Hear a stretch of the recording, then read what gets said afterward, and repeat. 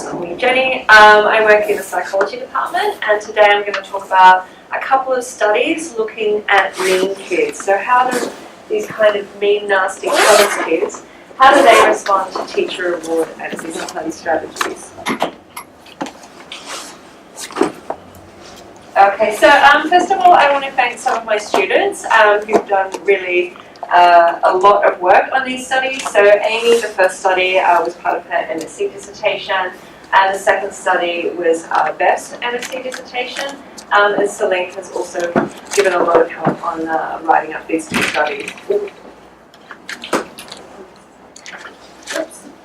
Okay, so first of all, when I talk about callousness, what I mean is there's a temperament trait that's called callous unemotional trait. So a temperament trait is similar to the idea of a personality trait. And basically, this trait, it describes individuals who have high levels of callousness, so they don't tend to feel very guilty, don't tend to show remorse for their behaviour. They don't have much empathy or concern for other people. They have low levels of emotionality, so they're seen as kind of cold or unemotional, if you like. And they're also quite indifferent or unconcerned about their performance, including academic performance. Now, the reason that people are very interested in this temperament trait dimension is that we know that it's predictive of a greater variety of different types of antisocial behaviour in children. It's associated with more severe aggression and antisocial behaviour. And it also predicts the stability of antisocial behaviour over time. So even though these children, they actually make up a very small proportion of children who are antisocial overall, they actually do most of the damage, if you think about the damage caused to other people by antisocial behaviour. Also, very concerningly, given these issues, they're less responsive to our current evidence-based treatments. So, they're the most severe, they're doing most of the damage, and our current treatments aren't working as effectively for these kids. So basically, people have discovered that you can subtype, if you like, children with antisocial behaviour on the basis of whether they have low levels of callous unemotional traits or high levels of callous unemotional traits. Now, a researcher in the States called Adrian Rain, he talks about hot versus cold subtypes of antisocial behaviour in kids. So your low CU traits, so your hot subtype, so most antisocial kids, fall into this category. So these children are antisocial, but they're also quite emotional or anxious. Given that, unsurprisingly, a lot of the aggression they show is what they call reactive aggression. So that basically means, I'll give you an example. So it's a response to a provocation or a perceived provocation. So this is, say, a kid's walking in the playground, another kid bumps into them, they immediately push or kick or hit back. So this is, it's quite automatic, it's a reactive response. Now, in contrast, children who are high in C traits have these low levels of emotionality, and this is associated with proactive aggression. So proactive aggression, it's also been called instrumental aggression. This is when aggression is planned out ahead of time. So this is where it's getting into your kind of more mean, nasty type stuff. So an example of proactive aggression would be, a bigger child waiting for a smaller child to come along and then bullying them to get their lunch money off them. So it's not an immediate response to a provocation, perceived provocation. It's planned out beforehand. Now, other differences between these two groups is with regard to punishment, which is going to link into what I talk about later. So the good news is most antisocial children are responsive to punishment. So this is a good thing from a treatment perspective, because we know that children, for example, who have parents who use inconsistent discipline, who use kind of harsh discipline, if you like, so smacking and screaming, we know that if we provide those parents with different strategies in how to discipline, so if we train them in using calm, consistent, non-physical discipline strategies such as timeout or removal of privileges, for example, that these children respond really, really positively to that, and their antisocial behaviour reduces, basically. Now, in contrast, children with high CU traits don't seem to be as responsive to punishment. So, for example, one study found that when they put children high in CU traits in timeout, normally when you do this with kids the first time, they get quite angry or emotional. They display a lot of, emotion when they're placed in timeout, and then gradually, they calm down. But what they find is when you put high CU children into timeout for the first time, they seem quite indifferent to it. So they're a bit like, nah, so what, don't care. So when you think about it, I guess think about why discipline works. And from, a behavioural point of view, people would argue that it's a form of avoidance learning. So you're a child, you hit your brother or sister, your dad places you in timeout, you experience timeout as being slightly emotionally aversive or boring, you don't like being in there. And so you make this connection between the two events and you go, okay, I won't hit my brother or sister anymore because I don't want to go into timeout. But if you're a child that doesn't really care about, your parents not being happy with your behaviour or about being placed in timeout, for example, then you're not, that kind of way of promoting conscience isn't going to work for you, or it's not going to work as well for you. Another issue is that these children are seen as being very strongly motivated by rewards. And this can explain a lot of their antisocial behaviour. So the idea is that when they see something that they want, they'll do anything to get it, even if that means causing distress or even physical harm to other people. So that's where the callousness comes in. They just want to go for what they want.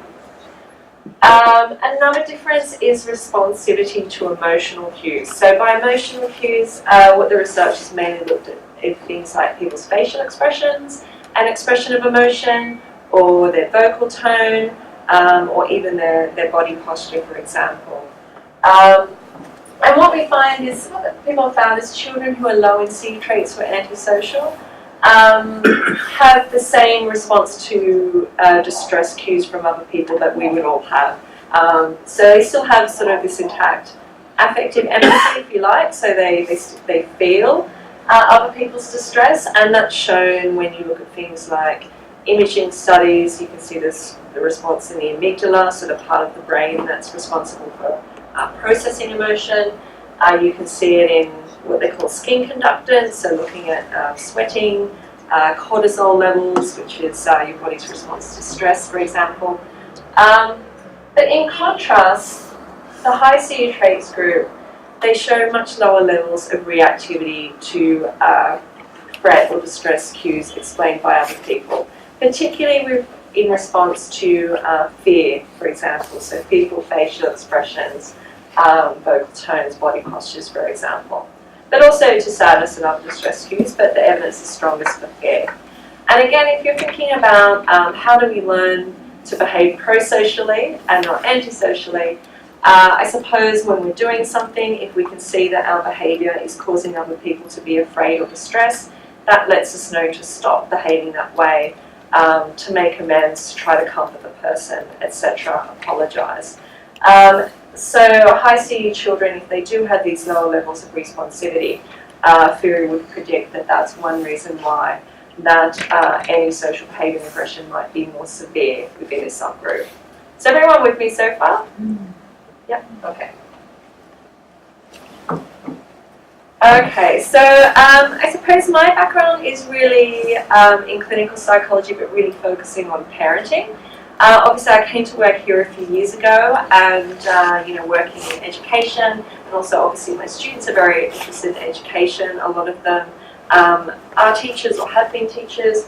So this led me to think about, okay, what would CU traits, how does this present in the school setting? Because most of the research on CU traits has focused on the family environment and parenting. So there aren't so many studies on CU traits in schools, but the ones that have been done, what they found is, I think unsurprisingly, knowing what I've told you already about CU traits, strongly associated with bullying of peers and relational aggression. So relational aggression refers to the type of aggression that's really direct at damaging somebody else's reputation, damaging their relationships with other people. So examples of relational aggression would be things like spreading false rumors about somebody, or like ostracizing, kicking someone out of the group, all of that kind of thing. We also know, based on teacher report, that children who are high in CE traits, teachers report less closeness in their relationship with them and more conflict. Now, these children, they're also different from most of us in terms of their social motivation. So they're not as interested in being as connected with people as most of us are very interested in having good relationships with other people. We want people to like us, to approve of our behaviour in general, and these children aren't as motivated by that. They also, but what they are very interested in is being socially dominant. So the research tends to show that they like to have high social status, they like to be dominant or ranked above other people, ideas of kind of forced respect. They tend to expect more positive outcomes as a result of their aggressive behaviour. They're less concerned about the impact on the victim of their behaviour, and they're also less concerned about punishment as well. Okay, so thinking about, how does all this link up with rewards and discipline? So as I mentioned, most of the research has been conducted on CE traits, has really focused on parenting. So how the children with CE traits respond to parental discipline strategies, parental reward strategies. Whoa, that was a bit tough. I'll go back. Might be easier if I do this.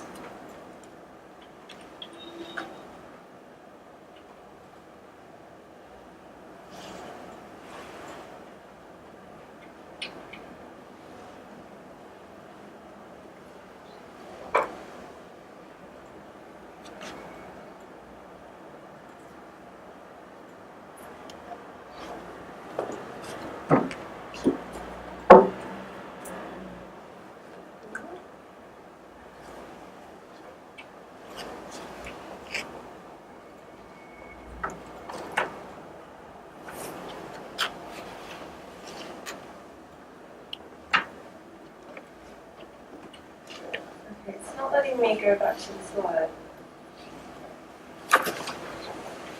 Jenny, you can try and just close that slideshow. Yeah, I think I'll just close it.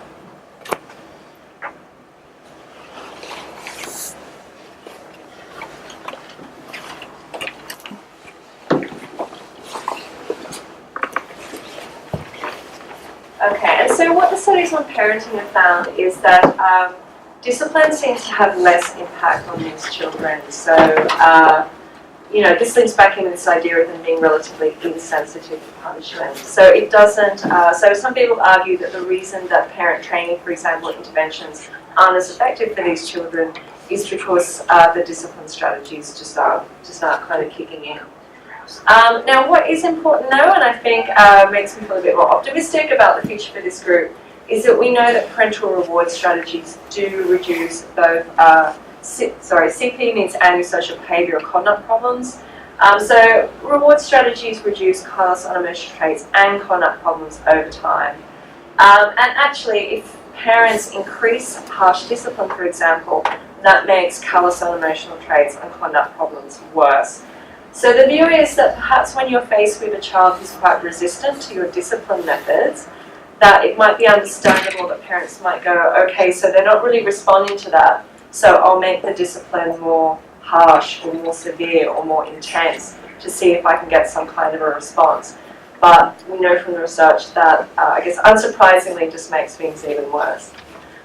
So rewards, what I mean by rewards are things like parental praise, warmth directed from the parent towards the child, better communication, spending time with their child doing nice activities, those kind of things. So it's rewards quite broadly defined.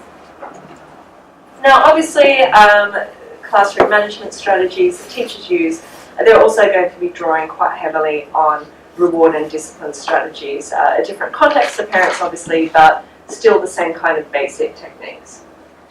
Now, there have been a couple of people who've looked at how, I guess, school-based interventions for CE traits. So for example, Nora Fredrickson, who's based here at UCL, and she's working with Alice Jones, who's at Goldsmith. And basically, they implemented an intervention that de-emphasized use of discipline strategies and placed quite a heavy focus on reward strategies. And they did find that antisocial behaviour and CU traits was reduced for high CU children. So that again is quite promising. The study, though, they didn't have a control group, so you know it's kind of early stage evidence, if you like. Can I just ask you a question? Because in that particular area, yeah. Have you ever thought of silence as the key? Because unless you can get a child and a class quiet, then nothing can happen. And unless a child understands its own silence and really hears that silence and understands it, then you can't stop. Yeah, so I mean, I guess what sort of came out of the interviews the teacher I'll talk about later is they did mention that these children were quite difficult to deal with in the classroom, although they didn't talk about silence or them being overly talkative. But actually understanding it. But it's different to everything else. In the sense it's the only way that you'll be able to actually hear and understand something is being silent. Yeah. I mean, we didn't really focus on that because it's not something that's really come up a lot in the theory and past literature. But it's something that, yeah. Schools where we're impossible to control. The study surely working on that does, once they get that, then you're there. Yeah, okay. Well, that's interesting. I'll just get back to this. Yeah. Okay, so I just want to present the findings of the first study. So this is from Amy's MSc.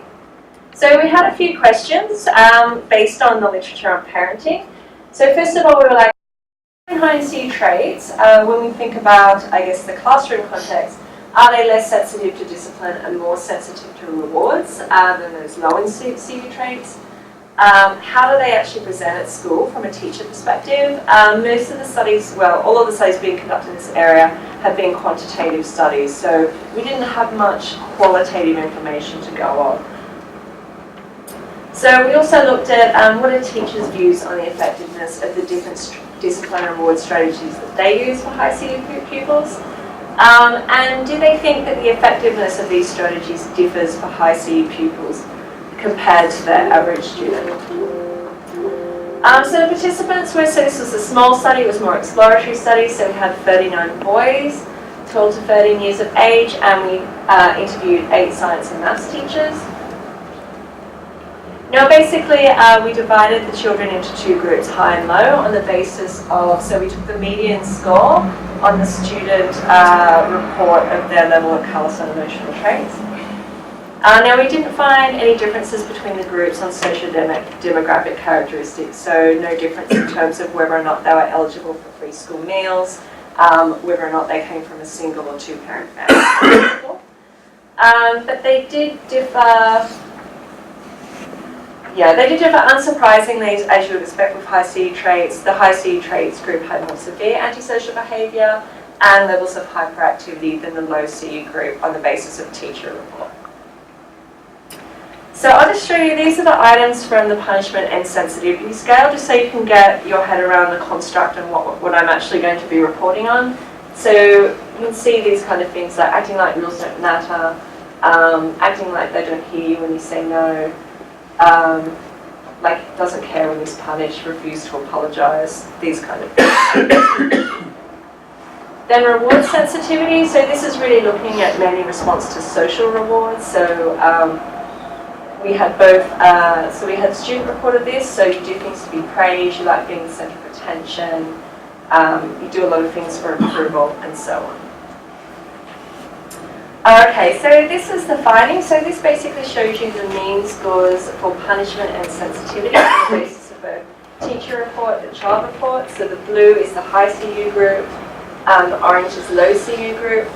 And you can see here there's quite a big difference. So higher scores indicate higher punishment and sensitivity. And you see it's consistent across teacher and child report as well, which is nice to see. So both teachers and children are reporting the high CU children are more insensitive to punishment than children low in CU traits. Is that okay? Now, reward sensitivity, so in contrast to what we were expecting, there was actually no differences between the two groups in terms of how sensitive they were to social reward, if you like. Okay, so we'll then move on to the findings of the teacher interviews. So we asked them things like, so what type of reward and discipline strategies do you use? What type of strategies do you consider to be effective, ineffective, and why? So we asked them this just about students generally, so we didn't say anything about CU traits at this point. And what was interesting about that is their answers to these were quite different to what they then said in response to high CU pupils. So we then gave them this description, I guess, of a stereotypical child high in CU traits. So some kids like empathy and guilt, carrying attitudes and behaviours in relation to others' feelings. They may also be aggressive and place little value on their school performance. And we said, okay, so do you know any children like this, or have you taught a child like this? And all of the teachers said yes. And we asked, what's their behaviour like in and outside of class? How do they respond to reward discipline strategies? What strategies don't they respond well to? Do you change what you do at all with these children from what you usually do, and how so?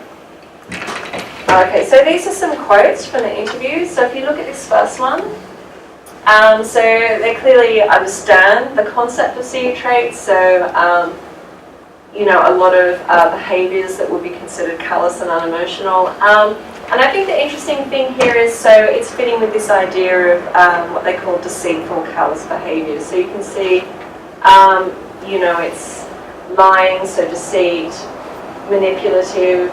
And I think what's interesting here is a lot of teachers gave examples of what we would call kind of covert antisocial behaviour. So these children, I suppose, as they are more deceitful and manipulative as part of their definition, so, you know, often the teachers said they weren't directly involved in the aggression, for example. They would more kind of wind people up, set situations up so that other people fought, and then they would kind of sit back and enjoy the entertainment. So you see this here as well. They're also making it clear that the antisocial behaviour is directed towards teachers as well as other students. Okay, so here again you can see when they talk about the impact of relationships and lack of empathy, no thought for anyone, even the kids they hang around with who you think were their friends. Lie, denial, knowledge of a situation they've clearly been involved in.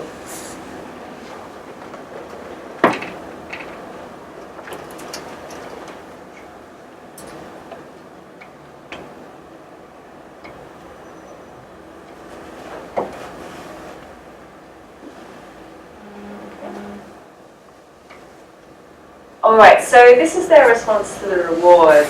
So this is some examples of things, responses of high CU pupils to teacher attempts at using reward strategies. So you can see here.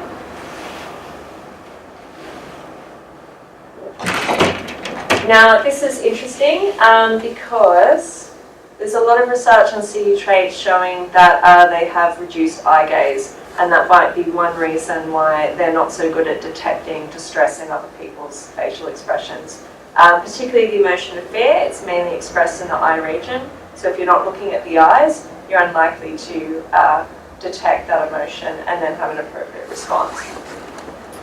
What else was interesting about this is when we first asked the teachers about the kind of strategies they use, what was most effective with, you know, the average student, they all actually said that facial expressions and body language were the most powerful form of rewards and discipline. So, you know, often they say, look, all I have to do is kind of look at a student and frown a little and they'll stop what they're doing and get back on task. And similar, you know, often when you talked about rewards, they'd be, you know, just sort of like smiling and encouragement, that children will respond very positively to that.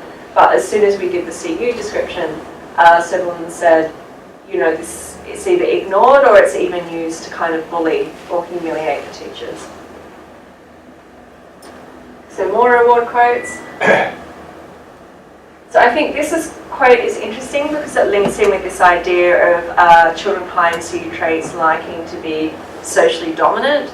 And I suppose it shows, we always think, oh, reward strategies are really good, but it does indicate that you might, as a teacher, need to be careful implementing them with these students, because, for example, if they are given a position of responsibility as a reward, they may actually abuse the trust in that position. And here again, going along with this idea of wanting to be socially dominant, the best rewards for these pupils appear to be less about the reward itself than about beating others.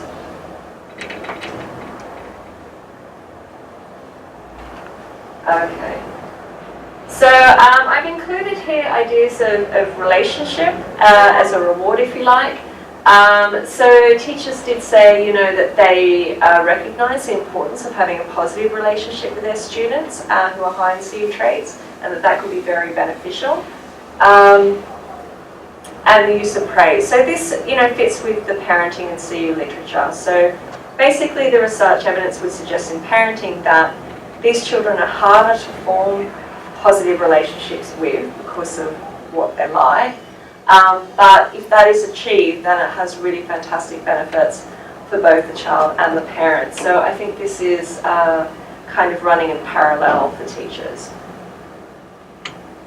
Okay, so discipline. They just respond disproportionately and aggressively to any form of verbal or non-verbal discipline. They did actually identify some useful discipline strategies, so distraction, keeping them busy, and use of timeout, for example. Okay.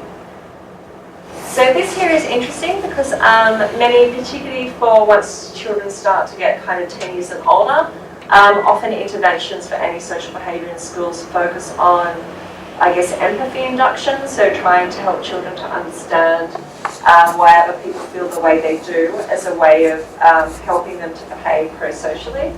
But people in the area of CU traits, some people would argue that this isn't going to work with these children because if they don't care about other people's feelings, then why would helping them to understand them change their behaviour? So, for example, in the Frederickson intervention, they took a different approach with high CU children, and what they did is they tried to encourage them to behave pro-socially by emphasising to children the benefits to themselves for behaving pro-socially. Do people understand that difference? So it's like, if you don't hit that child, then I won't take your soccer ball away from you, football away from you during lunchtime. So instead of talking about the impact of hitting the child on the child who's the victim, talking about this is the consequence for you and that's why you should behave well. But that's quite a controversial approach, but we can talk about that more later. I'll do it again. Okay, so again, talking about facial expressions not being as effective. And this comment, I think this makes me feel quite sad because you can really empathise with this teacher here. So it can be really disheartening as a new teacher to realise that all the techniques you learn on your training are useless with these kids. You feel like a failure. Alright, so just to sum up from the first study, so basically we found that punishment insensitivity was greater for the high CU students as we expected, but there weren't any differences in reward sensitivity. So that's using the questionnaire measures. Now we went and looked at the interviews. I think they kind of show a more complex picture, so it's not that rewards or discipline are ineffective or effective. It seems to be much more, in general, they seem to be reduced in their effectiveness across the board. But there were some strategies that were identified as being effective, so use of sending the child out of the classroom.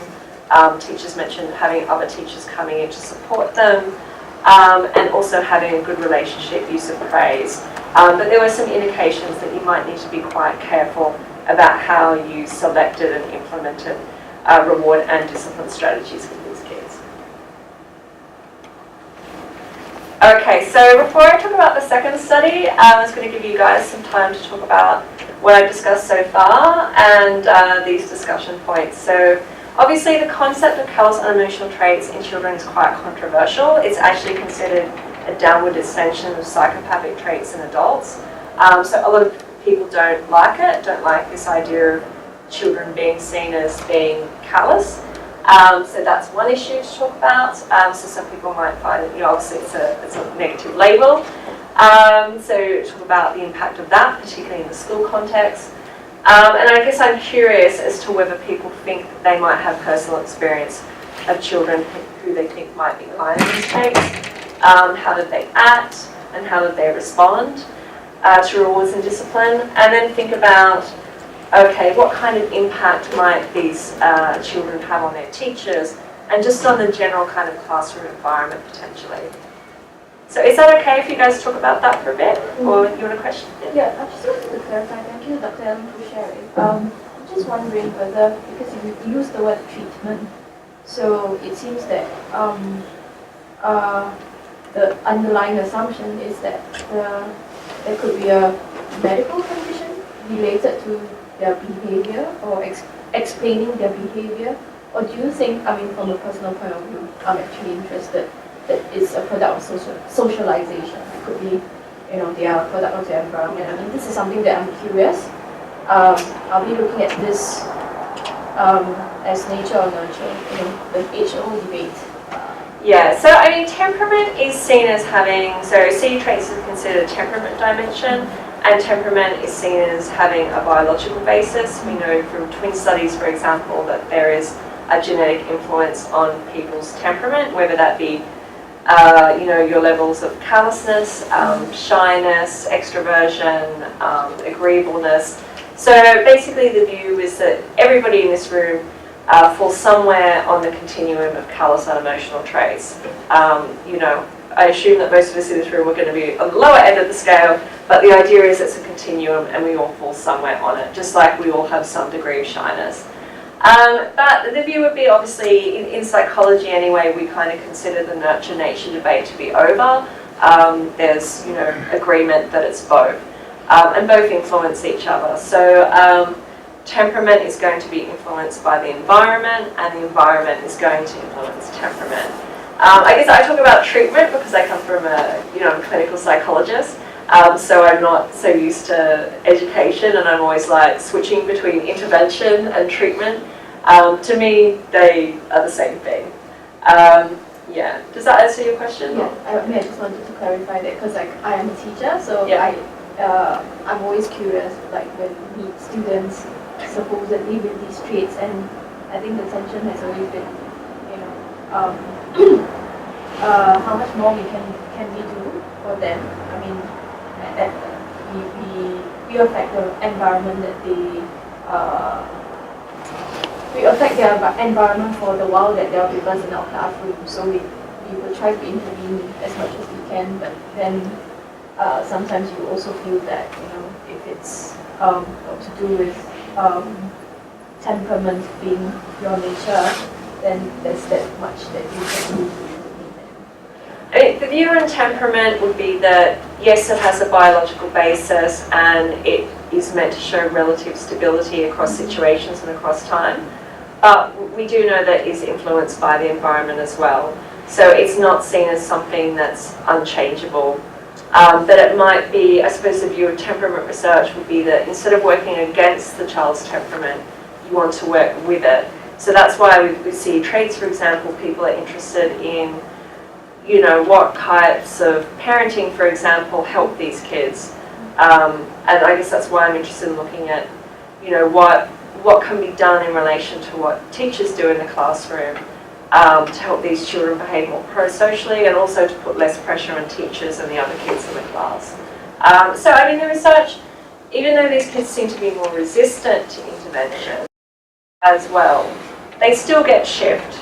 So they still get some reduction in CE traits and conduct problems. So it's not that there's no change whatsoever.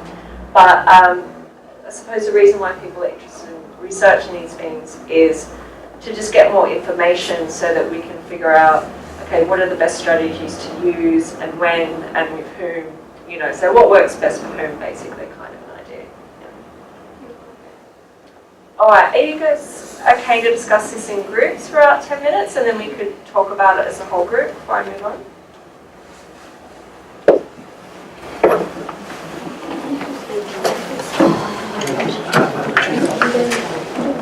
Like the whole idea idea of this being an area of research.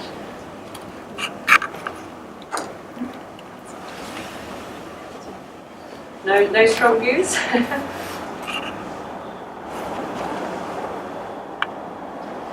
I mean, I just think of CU traits as being like low empathy. But I think some people in particular don't like to view children in this way, and they like to see children as being perhaps innocent and not capable of callousness, for example. But other people I find are like, yeah, I know kids like that. We are talking about that. Sometimes teachers and the student and teachers' relations can influence the CU students. So if the teacher, we discussed that experienced teachers may sometimes can be better in solving these, dealing with these students. But for some young new teachers, they may feel sometimes they can do nothing. They don't know how to deal with that. Yeah. So if the teacher training can do something, or can the institutions can train teachers to be prepared about that, I think it might can change something. Yeah, I agree. I mean, I think that's what it's suggesting. I know there isn't much on this topic, the research on student bullying and harassment towards teachers. It does tend to be the less experienced teachers who are the victims of this, and more often women as well. So I do think particularly new, less experienced teachers are probably going to need the most support in learning how to kind of manage these kind of students' behaviour. Because I think that these kind of students, even for a very experienced teacher, they're probably going to cause them a lot of stress. Yeah, and a lot of teachers in the interviews did mention that time out helping or having another teacher, come and give them some relief as being really helpful for that. And as you mentioned, even though it's not easy to form a good relationship with these kids, that if you do work at it, then that can really help with their behaviour in and outside the classroom. Yeah. Yes, I just wanted to say I think your research is very, very important. I think it's absolutely crucial. And just to say where I'm coming from, I worked in the London Comprehensive Schools for 30 years, and I was a head teacher of 3 schools in challenging circumstances. And I think what you're saying here is really helpful, and I agree with what my colleague here said about new teachers. But I would also say, when I was a head teacher, I could handle most children most of the time, as you would expect. But sometimes when one of these children's having a turn, as you might call it, I think even when you're the head or the deputy head, you can always usually deal with them. Once you're involved in it, you sometimes have to hand it over to someone else, because this interpersonal things get so strong that they suddenly want to keep going at you. So I don't know if this has come up, but I think the work is tremendously important. So thank you. Yeah, I think that's a good point. I think regardless of whether or not a child is high or low in CU traits, so children with behaviour problems, you can get kind of caught up in the dynamic between the two of you, and it can become, a bit too intense, a bit too engaged, and, when that happens, I think it's really good, as you did, to kind of recognise, okay, I'm starting to get too pulled into this, I need somebody else to come along, and that can really diffuse the situation as well, because there's not the same kind of dynamic or same history. I think a lot of interventions looking at antisocial behaviour in high schools, for example, have found good results if they have, if they give the student with the behaviour problems, if they have like an advocate or a mentor, so someone who can help problem solve and communicate with other people and provide support. So sort of like an intermediary, because often, this child probably they've damaged relationships with not just one teacher but many teachers over the course of several years, and then it's really hard to kind of break out of this pattern the kind of negative interactions between school staff and the student. And that might also extend to the family, and there might also be the parent drawn into the conflict as well. The autistic session that we have here, with some children, the brain doesn't develop. And my vicar's wife, she's a Buchanan, said that they had a child who had this problem. And it was just through love and showing positive behaviour that the emotional side developed. And that's been clearly said, that the real importance is the one-to-one. The trouble with being trying is very difficult to get the problem child separated to deal with it. So there's also got to be a great deal more teaching of classroom dynamics and where you are in the class relative to each child, etc. And as I said, philosophically, I think that every child should be taught philosophy, because then they have a greater self-awareness and realize that their natural self is perfect and beautiful and everlasting. And then from that they can understand that with silence you have attention, and from attention you have every benefit and thing that follows. But I find that your basic research here, looking from a psychological point of view, is really good. You know, trying to assess the children from the point of view of their theory or whatever is very helpful to look for those traits and classify them. Yeah, I mean, you're absolutely right. I mean, all of the research on C traits kind of suggests that when you talk about positive relationship and warmth and love, and all the research evidence is kind of showing that that might be harder to do with these kids, but it's even more important for these children than for children who are, you know, your more standard kind of conduct problems children who have intact empathy, if you like. They want time and attention. I don't know that the research suggests they do, but I mean, no, that's an interesting debate because they do respond positively to it, but it's harder to, I suppose, get that started and maintain it with them due to their characteristics and the behaviour that's expressed by them, these callous and unemotional behaviours. You know, it's hard to keep up the positivity. But obviously, you know, some teachers are reporting they do manage to do it, parents manage to do it, but they might need more support to achieve that than for when they're just, you know, dealing with a standard kind of disruptive behaviour problems child.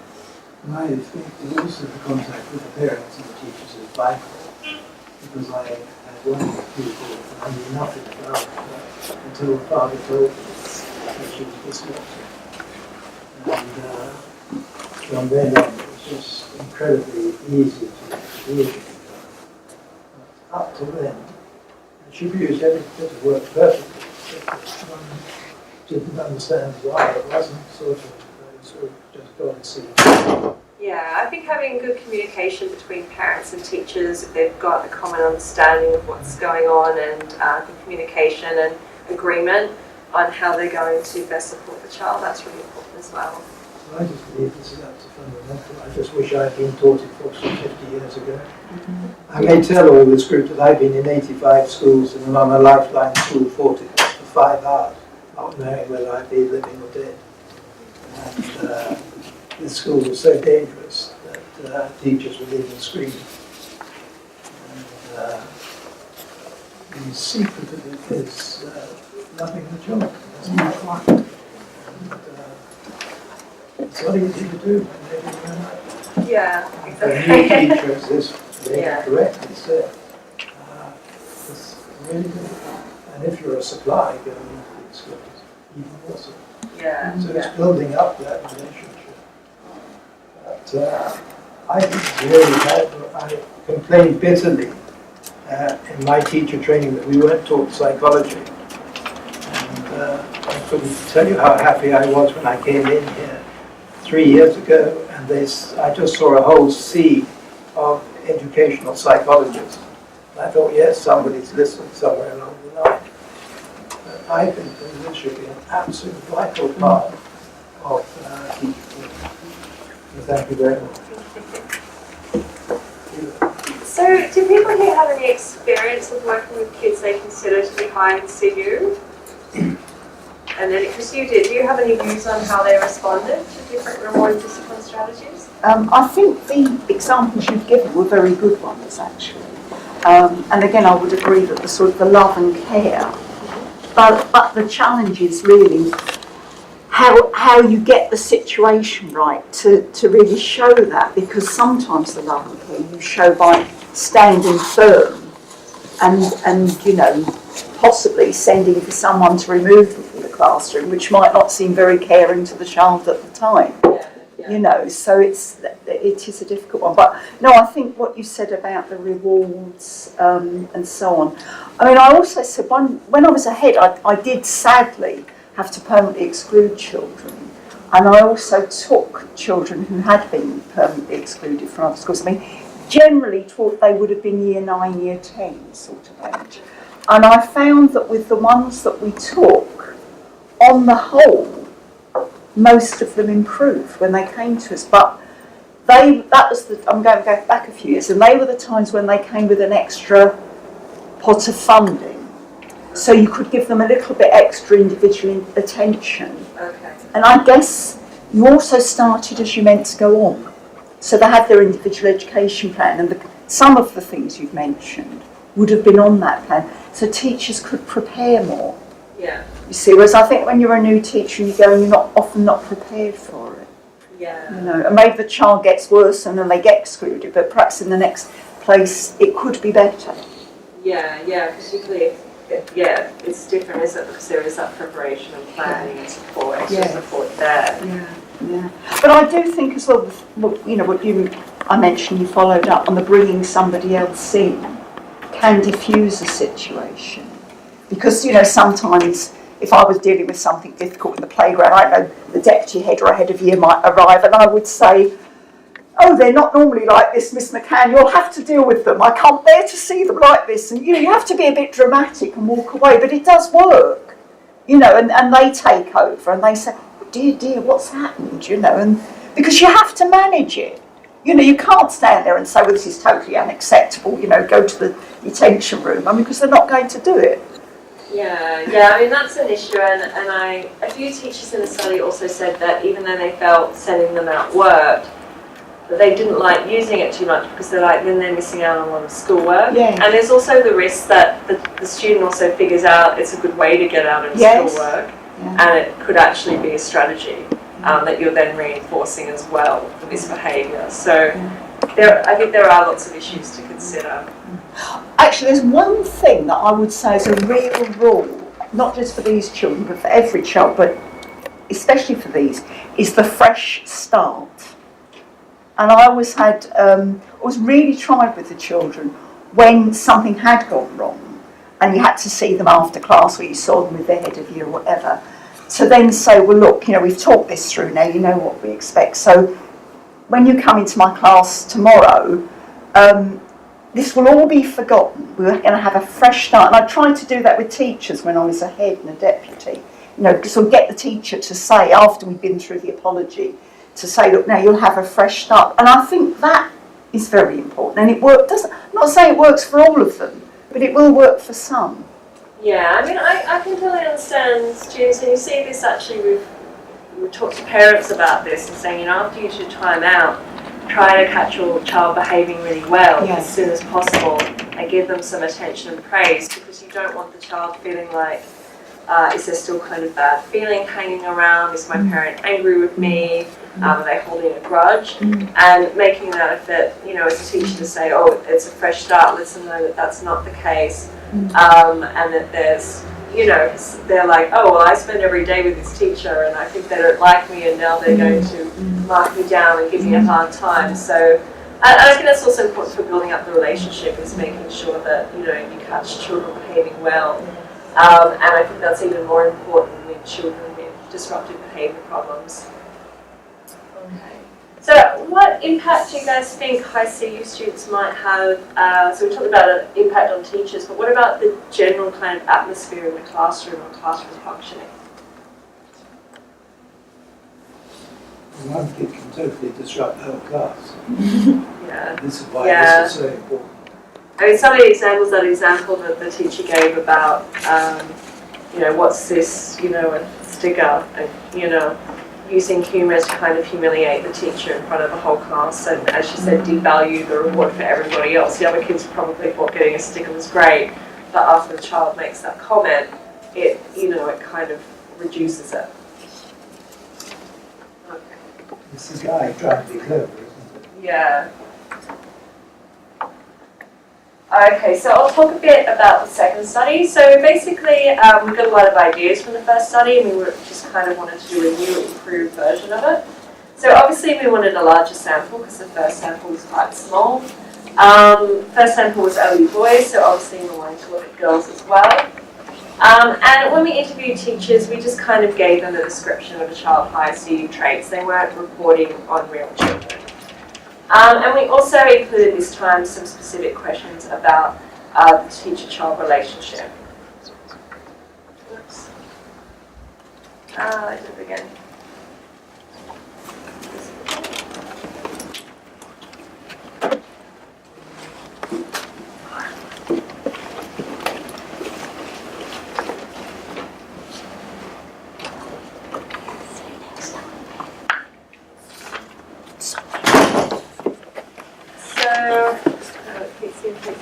Basically, there were 437 children in this sample, and it was a pretty even split on boys and girls, actually. Now, it was mainly a white middle class kind of a sample in comparison to the first study, which had a more disadvantaged sample.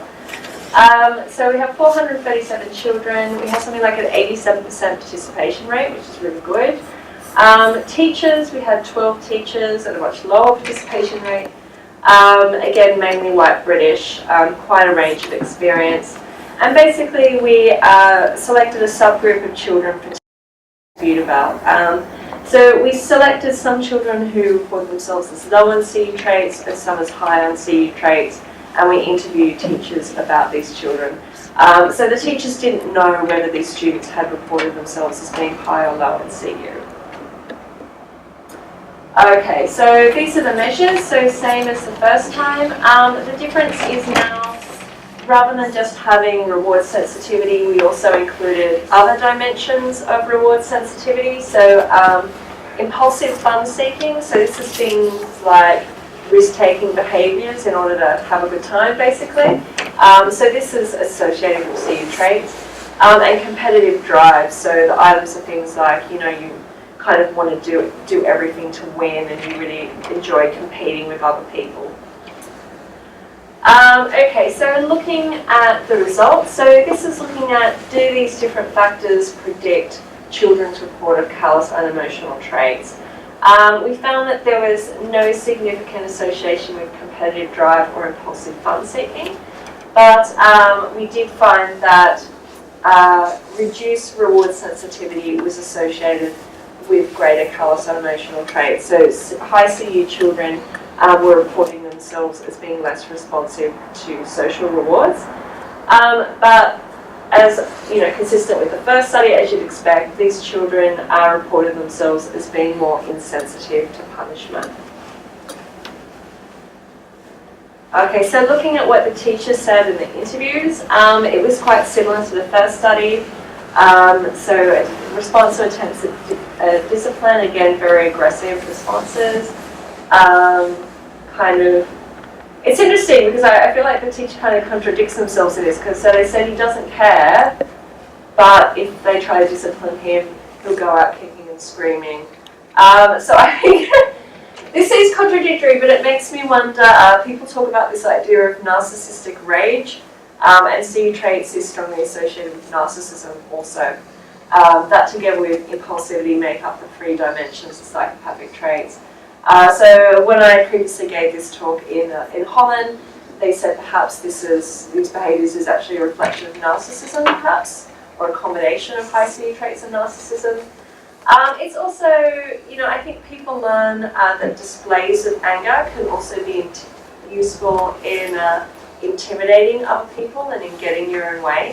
So it also makes me wonder if this anger, this aggressive display, is a reflection of real felt anger, or whether it's just the pupil knowing, well, if I carry on like this, they're less likely to try to discipline me in future, or they'll give up on this attempt at discipline if I behave this way, perhaps.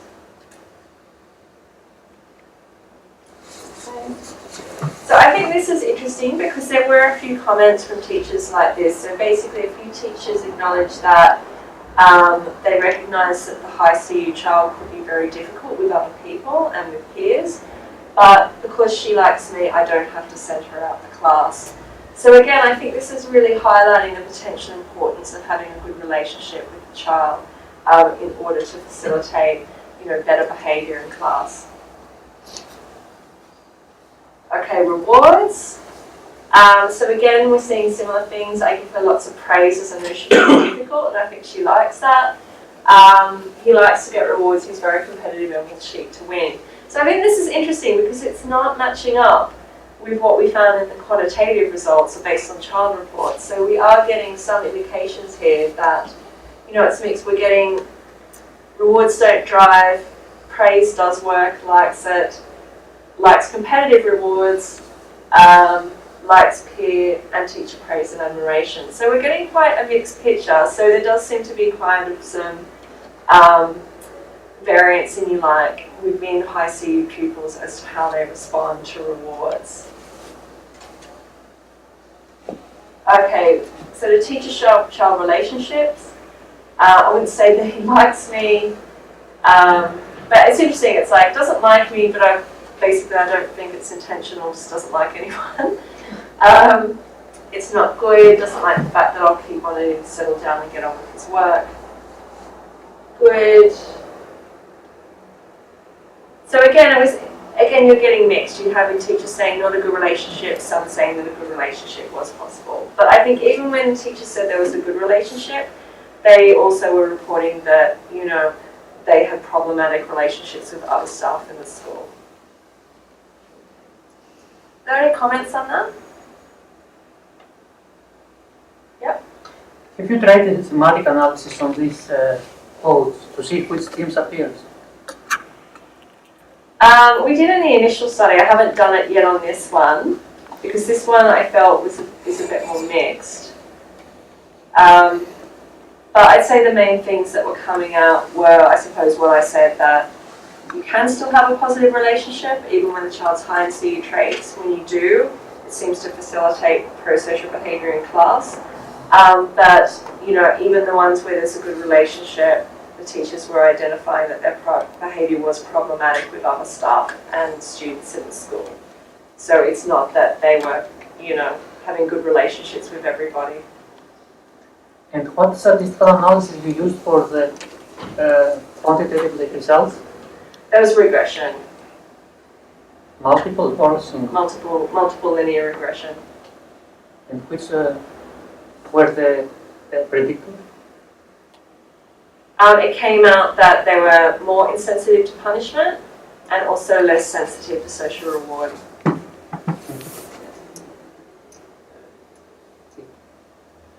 Okay, so in summary, so it replicates the first study for punishment and sensitivity at least, but differed on sensitivity to rewards. So in the first study, obviously it's a smaller sample, we were just looking at group differences, and there was no group difference in high CU with regard to reward sensitivity. So it might be now that we just have a bigger sample, we've got more power to detect the difference there.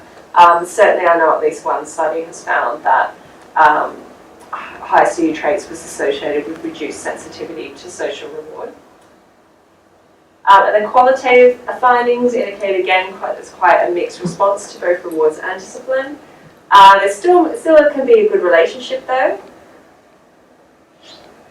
And I guess again, just to reiterate what I said as a result of the first study, it does look like we obviously do need to do more research in this area, but that teachers are going to need to think quite carefully about what strategies they use, how they might adapt these strategies for high CU students, and how they implement them, for example.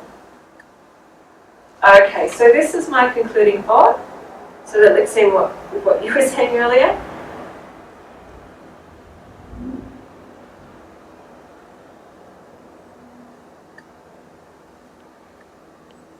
And thank you very much for your attention. So we've also got some more time now if people want to ask questions or... Yeah. You said at the start that the children who score high on the CE traits tend to be in a minority and yet sort of punch above their weight in terms of being antisocial. So in terms of numbers, how many did you get from each sample who actually scored high on the CE scale versus those that scored low? In the first study, we just did a median split, which is a lot of, what people do a lot of the time. There's actually no kind of agreed cut-off CE traits in this age group. So that's why in the second study, because we have a much larger sample, it was great that we could use regression and just predict CE traits as a dimensional construct rather than having this kind of categorical split. Yeah. It's much more powerful. So it's seen as a dimensional construct. So the preference will be to look at it dimensionally as we did in the second study rather than this median split approach. But when you have a small sample, you can't really use regression, for example. I do think you should explore the silence. Because without a silence, you can't have attention. Without attention, you can't have production. That's perfect. Yeah. And I think too that one should aim forwards for the perfect. Once the children recognise what is perfect and not whatever, then you're there. Thank you very much. I just have a question, probably not really into this presentation. Have there been any link between children with high CU and their academic achievements? Yeah, we looked at that as well. I didn't present that. I've only kind of done initial analysis. We haven't finalised it because we want to do multi-level modelling, so we want to control for classroom effects. I know that when I just look at it within a more basic kind of analysis like an ANOVA, they are, high CU kids aren't doing as well, I think, in both maths and science, but no difference in English, and that's off their key stage results. Other people have looked at it and found poor academic ability, but I think that's interesting because most children who are antisocial, it's associated with these verbal ability deficits. But high CU traits isn't associated with deficits in intelligence or verbal intelligence. So there's, from an ability point of view, there's no research to suggest that they should be doing worse academically. We don't know exactly why they're doing worse academically. It's probably just due to the fact that, this indifference, this uncaring. I didn't present it, but we did actually ask teachers about how they were going at school and why they felt they weren't doing well if they weren't. And teachers were saying what you'd expect. They're not motivated, I need to constantly push them. So my guess is that if you were to look at academic motivation, include a measure of that, so engagement, things like that, that they're probably not doing well just because they don't care very much about doing well. Have you made a study of the social background and breakup families and all that? Yeah, it's not, I guess CU traits, again, this is different from any social children. It doesn't, I think it is, if they're living in kind of exposure to violence goes along with it, disadvantaged neighbourhoods, but it's not as strongly associated with socioeconomic disadvantages as for any social children who are low in CU traits. Again, because there's, part of CU traits is being less sensitive to the effects of the environment, including negative environments. So that's all part of this kind of punishment insensitivity. My experience is that some high CU students I've met, many of them are from rich families, and their parents may not have enough time to accompany them, so they feel lonely and no one cares about them. So sometimes they want to show them or want to get attention from teachers as well as their peers. So they behave differently of they will against others.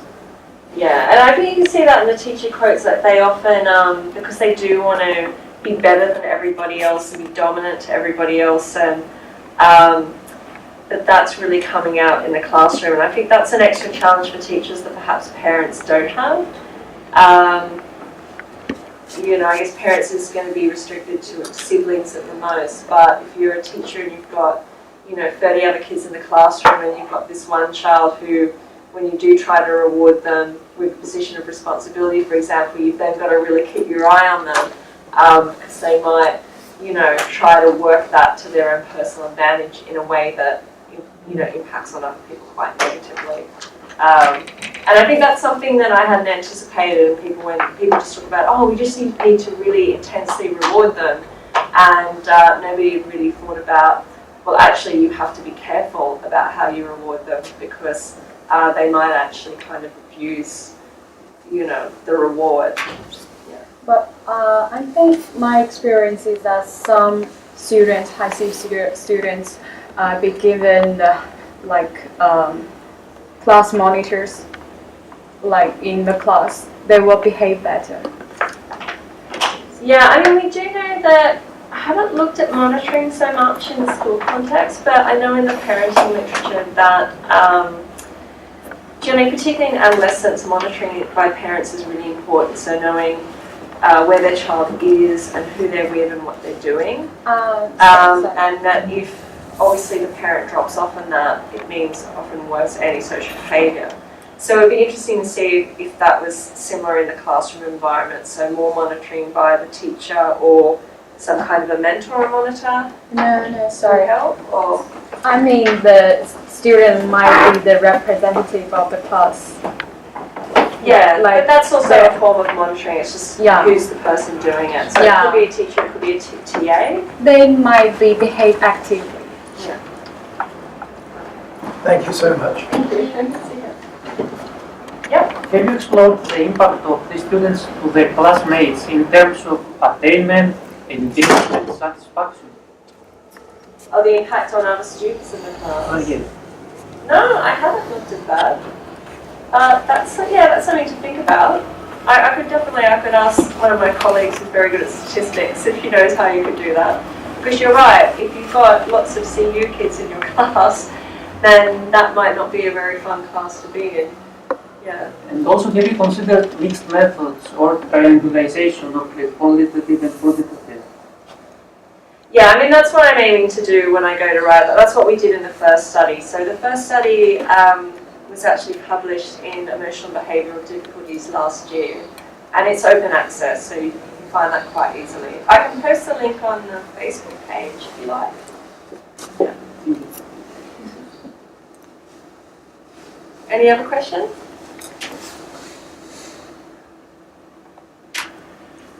Okay, well, thank you very much for coming. Nice to see you.